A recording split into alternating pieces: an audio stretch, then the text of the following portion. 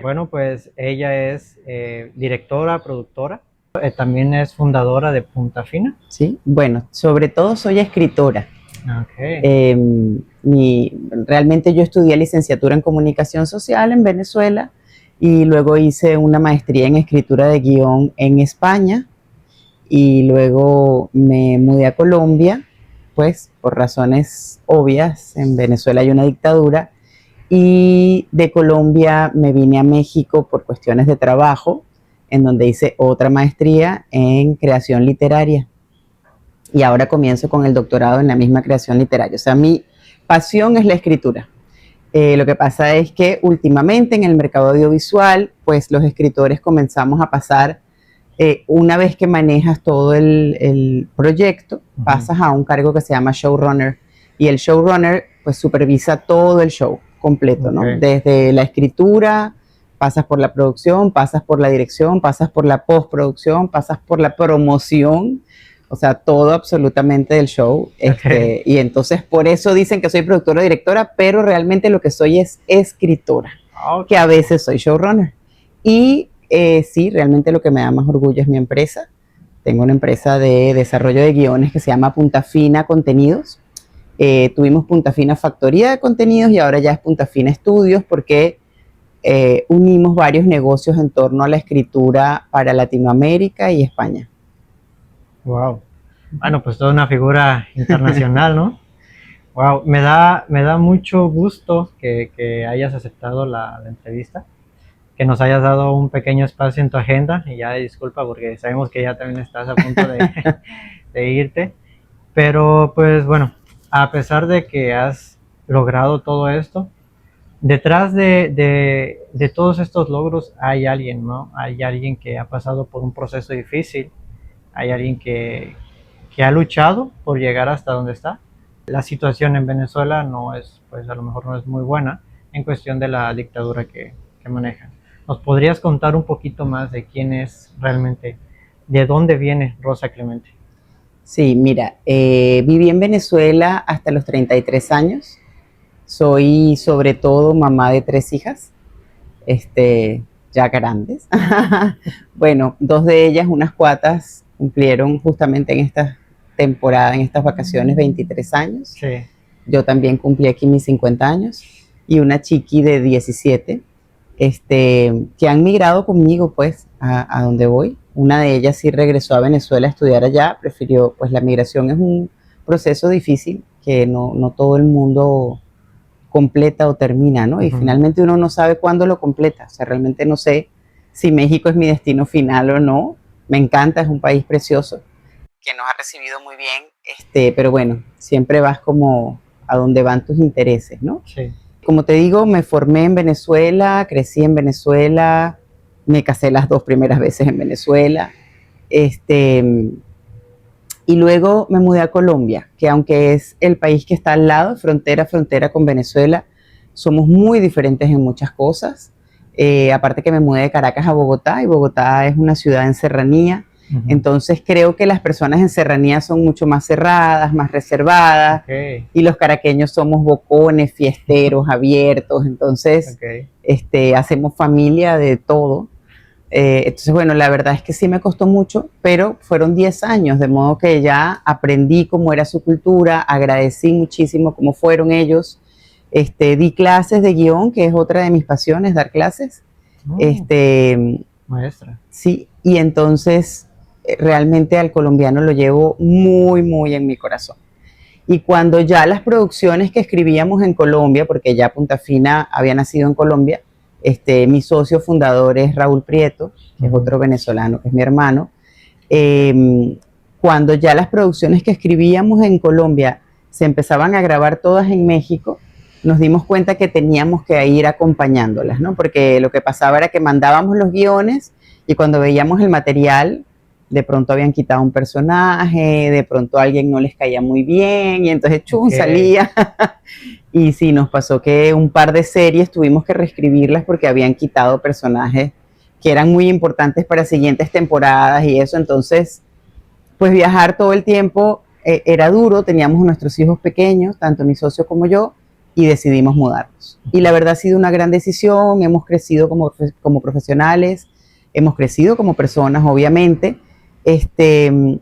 Quizás entre las cosas más duras a afrontar, yo creo que uno viene aquí con el alma llena de tareas, y una de las tareas de mi alma ha sido adaptarme a los cambios migratorios, ¿no? O sea, adaptarme a los distintos países, adaptarme a las distintas culturas, a las distintas comidas, ritmos. Ciertamente en Latinoamérica hay normas por igual, hay cosas que lamentablemente están en casi todos los países, hay cosas que afortunadamente tenemos en todos los países, estas bellezas de paisajes hermosos y eso. Pero bueno, sí hay particularidades, ¿no? Sobre todo al momento de escribir. Sí. O sea, el idioma es tan diferente y no se trata solamente de unos diálogos en mexicano o de unos diálogos en colombiano, se trata de una manera de vivir distinta de cada país. Sí. Entonces, bueno, también hemos tenido en Punta Fina que ir buscando escritores autóctonos de cada lugar para que el guión quede realmente mexicano o colombiano o español o US Hispanic, así. Sí. Entonces eso. Actualmente hay una serie que acaban de lanzar en Amazon, me parece que también Sí. es parte de usted. Se llama El Novicio. El Novicio Rebelde. Rebelde, sí. Exactamente. Sí, apenas estoy viendo los trailers y Sí. se ve bastante interesante. De esa serie, por ejemplo, o bueno, de esta creación, porque me imagino que es un arte, ¿no? O bueno, no me imagino, más bien aseguro, es un arte el Sí. estar escribiendo, estar pensando, pero creo que detrás de cada serie o de cada producción hay una historia, ¿no? Hay una historia que a lo mejor pasaste, que a lo mejor dijiste, por lo menos un personaje, que a lo mejor en mi vida pasé por esto y quiero plasmarlo en alguna serie, quiero plasmarlo en alguna película. ¿Hay algo Claro. por el estilo? En todos los proyectos hay algo que te identifica como escritor. Okay. Bien sea que sea tu serie, es decir, que tú seas la cabeza del cuarto de escritores, Uh-huh. O bien sea que estés como parte del equipo. Siempre hay algo en donde tienes que conectar, Uh-huh. porque si no, no hay manera. O sea, escribir, no sé, a diferencia de lo que piensen tus escuchas, pero la verdad, escribir es un tema, para televisión, es un tema muy estresante. O sea, tienes detrás el tiempo, tienes detrás los lectores, las plataformas o el canal de televisión que te está exigiendo, que te está pidiendo cambios todo el tiempo. Entonces, sí tiene un estrés particular. Yo creo que si no te identificas con algo que te guste de la historia, y no solamente que te guste, sino que sea ese clavito que te está martillando en un sitio específico, ¿no? Que sabes que quieres contar eso, que quieres hablar de ese personaje o que quieres hablar de ese universo, te desanimas muy rápido y esa desconexión se siente en la escritura. Sí. Asimismo, esa conexión se siente en la escritura. O por ejemplo, a mí me gusta mucho más el género de comedia o de drama familiar, o de comedia romántica, es mi favorito. Me gusta mucho más que el thriller, que la acción, que el suspenso, que el terror. Okay. Sin embargo, dicen que soy muy buena escritora de terror. He hecho algunas cosas. Okay. Pero El Novicio Rebelde tiene una historia muy específica, porque El Novicio Rebelde es un personaje de un humorista colombiano que tiene 20 años presentándose, que se llama Hassam. Uh-huh. Hassam tiene 20 años presentándose en Colombia con ese personaje. Él tuvo un productor que se llama Wesley Castro, que se acercó a Punta Fina y pidió que nosotros desarrolláramos esa historia. Es una historia muy, muy, muy colombiana, porque cada plataforma tiene su estrategia. Uh-huh. Y la estrategia de Amazon es ser muy local. Entonces, la oficina de Colombia hace específicamente contenidos para Colombia. Okay. Ese contenido, si tú lo ves, probablemente como mexicano, hay muchas cosas que no entiendas, hay palabras que no entiendas, hay intercambios, juegos que no son tan fáciles de entender porque son muy, muy, muy colombianos. Aparte que es una serie colombiana y muy popular. Okay. Entonces, que sucede en el barrio colombiano. Entonces, mucha gente en México me ha dicho, uy, aquí no entendí esto, o incluso las personas del departamento de subtitulación de Amazon me llamaban a decirme, ¿cómo traduzco esto? O sea, esto es una palabra demasiado colombiana. Y en efecto, ¿no? Pero bueno, funcionó para Colombia, era como Amazon quería, pues hecho de Colombia para Colombia. Sin embargo, por ejemplo, también en Amazon tenemos series de Punta Fina, en donde yo fui la jefe de equipo de Brutas Nada, que de Brutas Nada es una adaptación 20 años después de una serie que se escribió desde Colombia para toda Latinoamérica que se llamó Los Caballeros las Prefieren Brutas. Esa la pasó Sony en su momento y luego Amazon compra los derechos para hacerla 20 años después, pero como nosotros la habíamos escrito recién migrados a Colombia, nos piden la adaptación 20 años después y fue muy interesante todo el tema de redes, todo el tema de gentrificación, todo el tema de género, había un cambio completo en nuestros personajes. Hay otra serie en donde Punta Fina participó, ahí nos fuimos jefe de equipo, que se llama Cómo sobrevivir soltero, que también es una comedia, y también está en Amazon. Tenemos otra en ViX que se estrena en enero, que se llama Memorias de un Sinvergüenza, que es con Manolo Cardona, protagonizando, y Carolina Miranda. Tenemos en Claro Video, que fue una plataforma que nos arropó mucho y nos quiso mucho recién llegados a México, que fue Claro Video. Ahí tenemos La Hermandad y La Negociadora, que son dos thrillers de acción que son nuestros consentidos, la verdad, porque gracias a eso se nos abrieron las puertas en México. Bueno, y varias telenovelas en Netflix, La Fiscal de Hierro. Ahora mismo estamos haciendo otras telenovelas para Telemundo, tenemos otra de Telemundo en Netflix que se llama Parientes a la Fuerza. Hay varias cosas, pues. Que hemos varios hecho, proyectos, sí. y los que vienen. Sí, amén. Porque aquí en México realmente sí queremos mucho a los extranjeros. Y en México es donde se está produciendo audiovisualmente, o sea, este es el centro, la verdad. Quien quiera en Latinoamérica hacer audiovisual, este es un gran lugar. Me mencionó que a los 33 años salió de Venezuela. ¿Cuál fue lo que te motivó a salir de tu zona de confort? Porque hay veces que uno quiere crecer en el lugar donde está. Quieres hacerte o darte a conocer donde estás. Pero hay veces que necesitamos salir de la zona de confort. ¿Cuál ha sido ese punto que dices, no, pues yo a lo mejor desde niña me enseñaron a esto, desde niño vi esto, vi a tal persona hacerlo? ¿Qué fue lo que te motivó? Porque hay muchas personas que a lo mejor, por ejemplo, los estudiantes de universidad, a mí me pasó mucho que quería hacer más, pero no sabía cómo. Entonces la solución era salir de aquí, salir de la zona de confort. Hay un momento muy claro que me motivó. Sin embargo, sí les quisiera decir a esas personas, a esos estudiantes que dices que te escuchan, los escuchan, menos control y más fluir. ¿Ah? Porque a veces uno siente que tiene que controlarlo todo, que tiene que planificarlo todo, que tiene que hacer todo. No, yo creo que lo que tienes es que ser una persona disciplinada. ¿No? Si tú te propones una cosa, bueno, la logras hasta el final. No es una cosa contra viento y marea y me quiebro y todo, no. Si tú te propones una cosa, probablemente, como tú dices, la gracia te va a ir llevando hasta lograrlo. Sin terquedades, porque hay cosas que ya vienen, como yo creo, pues, ¿no? Es mi creencia que uno viene a esta vida con cosas ya más o menos marcadas, o sea, como con escenarios marcados. Es como yo creo que el hecho de ser escritora a veces me permite conectarme con Dios en el sentido de que me dice, mira, así es como se escribe una historia, ¿no? Y entonces a mí me sorprende ver cómo es cierto, nosotros ponemos los escenarios, ponemos los giros, ponemos los personajes que te rodean, y yo creo que así venimos acá. Yo cuando migré, que ya te voy a contar cuál fue el hecho que me hizo decir ya, me preguntaba mucho que por qué me había tocado a mí migrar, que yo amaba demasiado mi país, que sobre todo amaba mi familia, y realmente desprenderme de mis tíos, de mis abuelos, de mis padres, fue muy doloroso. Entonces, me lo preguntaba y me lo preguntaba y me lo preguntaba. Y llegó un momento de mi vida, hace poco, hace unos 3 o 4 años, que en una sesión como sobrenatural me llegó esa respuesta y me dijeron, deja de preguntarte por qué eres migrante, porque resulta que tú tienes linaje migrante. Y es verdad, o sea, mi padre nació en Italia y migró a Venezuela después de la guerra. Mi abuela nació en un pueblo y migró a otro pueblo después de la guerra. Mi mamá es de los Andes y al quedar huérfana migró a la capital. O sea, mi familia ninguna ha sido, y yo pensé que era que no existía gente que se quedara toda su vida en un mismo sitio, o sea, dentro de mi ignorancia, ¿no?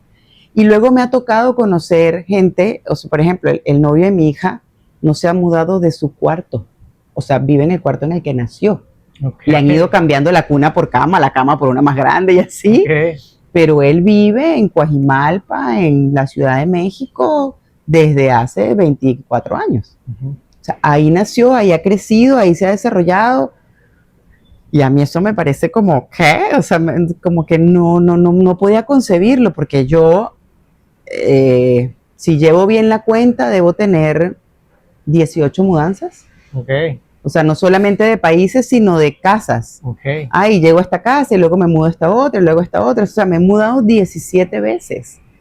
Entonces, poco a poco va soltando el apego, ¿no? No hay manera. Sí. ¿Y cuál fue esa vez? O sea, nosotros vivíamos en Venezuela, ya yo iba por mi segundo matrimonio y en ese segundo matrimonio yo tenía mis mellizas y el que era mi esposo tenía 3 hijos y decidimos tener una más entre los dos. O sea, eran 6 carricitos, 6 chiquitines en la casa. Y las cosas se fueron malogrando en el país. Entonces, por ejemplo, de pronto nosotros salíamos de viaje por su trabajo o por el mío y llamábamos a la casa para hablar con los niños. Ay, bueno, ¿qué quieren que les lleve? No sé, una muñeca, dulces, esas cosas, ¿no? Sé, los recuerditos. Y decían, tráenos leche, porque no hay leche para comerse el cereal y ya no me lo quiero comer más en jugo de naranja. Entonces, esas cosas me empezaron a afectar, porque yo decía, trabajamos tanto para que nuestros hijos tengan todo y vivimos en un país en donde cada vez hay menos cosas. Sí. Y ojo, las cosas no fueron las que nos hicieron migrar, porque finalmente uno se va adaptando. Y ahora ya en Venezuela hay de todo, aunque es carísimo, pero se han ido abriendo las cosas. Ojo, yo migré hace 18 años, o sea, esto que te cuento fue hace 20 años. Pero sí se fue como malogrando. Y después, en un momento dado, viajamos a Europa y vimos en un museo en Florencia, frente a la Venus de Botticelli, un cuadro espectacular, vimos un grupo de una escuela, de una escuelita, que estaba rindiendo examen frente al cuadro de Botticelli. Y le preguntaban a los niños, bueno, ¿y quién la pintó? Bueno, y en esta luz de acá, ¿tú qué ves? Y no sé. Y yo veía a esos niños y pensaba en mis hijos y decía, ¿qué posibilidad de competencia tenemos nosotros cuando nos han cerrado los museos, cuando nos han cerrado los cines, cuando nos han cerrado los teatros? ¿Qué posibilidad tendrán nuestros hijos de competir en el mundo cuando aquí unos niños están presentando un examen frente a la Venus de Botticelli y mis hijos, o sea, me están pidiendo leche o le están quitando el inglés de las escuelas, le están quitando el francés de las escuelas? Y dije, nosotros tenemos que salir de acá. Eso fue punto número 1, y el que terminó de decidirlo todo fue cuando comenzaron los secuestros en Venezuela ya de una manera más sistemática y empezaban a secuestrarse a los niños de las escuelas. Y yo dije, yo tengo 6 hijos en mi casa. Sí. ¿Qué posibilidad? O sea, la estadística me dice que tengo una alta posibilidad de que esto me suceda a mí. Sí. Y la verdad, pues mi energía se ha movido siempre en torno a mis hijas. Entonces, obviamente soy escritora porque amo ser escritora, me levanto en las mañanas a trabajar porque me encanta, pero sé que si no tuviera hijos, quizás llevaría una vida más despacio. Okay. Es lo que te ha motivado, ¿no? ¿Tus hijos? Sí, mis hijas son mi motivación, eso sí es verdad. Okay. Y después de Colombia a México, yo estaba muy tranquila, ya había comprado una vivienda en Colombia, ya yo pensaba, aquí es donde me quedo, este es el lugar, ya llevo 10 años, ya me acostumbré, me gustan sus paisajes, me fascina su gente, su cultura. Y llegó mi socio y me dijo, mira, firma aquí estos papeles que nos vamos a México. Le dije, no, estás loco, yo no voy a volver a migrar. Me dijo, vámonos porque nos vamos. Y realmente la situación política en Colombia empezó a agravarse y mira, salimos justo a tiempo. Entonces, aunque Colombia sigue siendo un país maravilloso, creo que México ha tenido muchas más oportunidades para darnos. Sí. Oh, mira. Ok, mencionabas algo que no me puedo sacar ahorita de la mente. Me dijiste, durante unas sesiones, alguien me dijo que esas sesiones, si no es mucha la indiscreción, ¿a qué se refiere? Mi papá murió en agosto del 22. Sí. Y la verdad, Mi papá es y sigue siendo una persona muy importante en mi vida. Okay. Yo creo en vidas pasadas, creo en todas esas cosas y creo que él y yo nos conocimos hace mucho y su partida, la verdad es que a mí me contó y que se murió de cáncer, o sea que se fue apagando paulatinamente. Para mí sí fue como muy sorpresivo que muriera.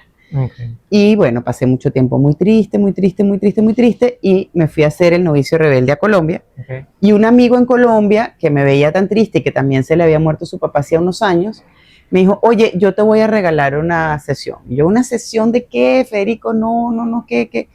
Ve y no, sin control, ve tranquila. Okay. Yo fui así, como no quiero saber nada, yo solo quiero a mi papá. Sí. Y de pronto la mujer empieza a hablarme como mi papá. Okay. Era una medium que se conectaba con personas que ya han trascendido. Okay. Ella dice que no es medium, pero obviamente es medium. Me empezó a hablar en italiano, mi papá pues italiano, y me empezó a decir cosas que luego han venido sucediendo y me han dejado muy impactada, pero esa primera respuesta que me dio, me dijo, ya deja de preguntarte por qué eres migrante. Y yo, ¿qué? Y me empezó a hablar de generaciones pasadas y de cuándo empezó a migrar mi linaje por allá en 1400. Okay. La verdad me impactó mucho. Realmente, cuando yo salí de Venezuela, unas semanas antes, me regalaron una carta astral. Bueno, yo escuchando todo, ¿no? Y en esa carta astral me decían que yo iba a, que mi migración no solamente iba a ser de país, sino de creencias. Okay. Yo fui muy católica mucho tiempo porque mi mamá fue monja. Okay. Sí. Entonces en mi casa había una formación católica muy fuerte. Después me divorcié, entonces me sentía excomulgada, qué horror, Y llegué a Colombia, en Colombia hay un movimiento cristiano muy fuerte y me hice cristiana, pero cristiana de hueso colorado. Okay. Súper involucrada en la iglesia y todo el tema, 10 años. Fui como 12 años cristiana porque lo seguí siendo aún aquí en México. Y luego me divorcié la segunda vez y ahí sí siento que como que ya no estaba tan de acuerdo con las creencias que tenía. Fue una ruptura de muchas cosas con mi pasado. Y empecé como a caminar sola y decir, bueno, Dios, si para conocerte tengo que estar dentro de una religión, pues tú y yo romperemos relación porque no quiero ir a ninguna iglesia ni nada de eso. Y la verdad es que lo he conocido aún más fuerte y yo me divorcié en el 20, papi se murió en el 22 y de ahí en adelante a mí me comenzó como una necesidad de saber en dónde estaba él, qué había pasado, qué pasaba con la gente después de que se iba. La muerte era algo a la que yo le tenía como respeto, así, usted allá y yo aquí. Y la verdad es que leí mucho sobre eso. Ahora sí que te digo que he leído muchísimo sobre el tema de experiencias cercanas a la muerte, qué pasa después de que te mueres, el plan del alma, qué sucede antes de que vengamos, qué sucede después, cómo es que esto es no más que otra migración, ¿no? Solo que migras a otro lugar. Es como si yo le dijera hoy a la gente que conozco, mira, me voy a migrar a Corea. Ajá. Probablemente no me veas tan seguido. Probablemente ni siquiera coincidamos en los horarios. Probablemente pasemos mucho tiempo sin vernos. Pues así es morir, ¿no? O sea, vamos a pasar un rato sin vernos y luego nos vamos a ver mucho. Sí. Entonces, esa fue la sesión y te digo, mi vida ha sido muy diferente desde que mi papá se murió, pero por eso, más allá de por su ausencia, que obviamente me pega, sino porque justamente su trascendencia me llevó a mí a investigar y a querer saber sobre cosas que ahora me dan mucha paz. Okay. Mencionas que has conocido a Dios de una forma diferente, ¿no? De una forma sí. Más fuerte a lo mejor. Y fíjate que estoy de acuerdo contigo cuando dices que la religión, o bueno, conocer a Dios en la religión, realmente sí, tienes razón. La religión es algo que a veces te dicen, tienes que darle por aquí. Pero bueno, Dios nos dice otras cosas, ¿sabes? Sí. Que tienes que darle aquí. Eres escritora. Dios escribió, creo, el guión más grande, sí. También la Biblia. Entonces ahí nos dice, ¿no? ¿Sabes qué? Tienes que darle por aquí, hacer esto, y creo yo todas las respuestas. La verdad es que, o sea, no desmerito todo el camino que he hecho, porque en cada una de las religiones he tenido claves que ahora veo y digo, wow, es que esto era de esta manera. O sea, si tú tienes una relación libre con Dios, puedes entender lo que han dicho a través de los tiempos, lo que se dice en la Biblia. Ujú. O sea, la Biblia me la leí varias veces y ahora, cuando recuerdo pasajes, cuando recuerdo versículos y eso, digo, es que esto era lo que tú querías decir. Y mi relación con el Espíritu Santo es muchísimo más estrecha ahora, y mi relación con Jesús es mucho más sincera ahora. O sea, ya no hay pared, pues, ¿entiendes? Ya no hay un tema de, tú estás por allá arriba, yo estoy por aquí abajo. O sea, creo que todos estamos acá adentro, y adentro de cada quien, y afuera, en la vida, en todo, están mucho más presentes, pues, ¿no? Sí, No es solo en un lugar. no. Me da mucho gusto, me da mucho gusto escuchar esa parte de la relación con Dios, con el Espíritu Santo, porque realmente es lo que necesitamos y quién más que Él, ¿verdad? Sí. Bueno, pues muchas gracias, Rosa, No, a por este ustedes. tiempo, realmente que nos has dado chance de compartir contigo, de platicar un poquito de quién eres, de dónde sale, de la estrella, o bueno, del talento que Dios ha puesto en ti y de la gracia. Sí. Pues muchas gracias. A ti, a ti. Bueno, pues este es todo. Nos vemos. A la próxima. Bye.